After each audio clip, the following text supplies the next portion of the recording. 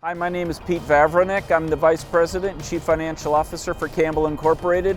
And behind me is the Finley building that we just put solar panels on the rooftop.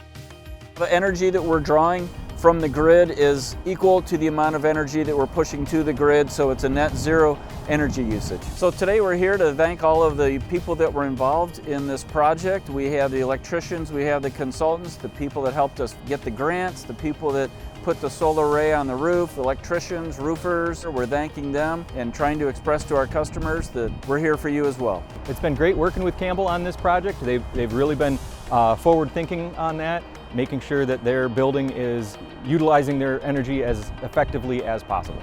Here at Campbell Incorporated, we strongly believe in energy savings programs, including our preventive maintenance programs for our HVAC customers. This is just another example of how we're innovative, proactive, and professional.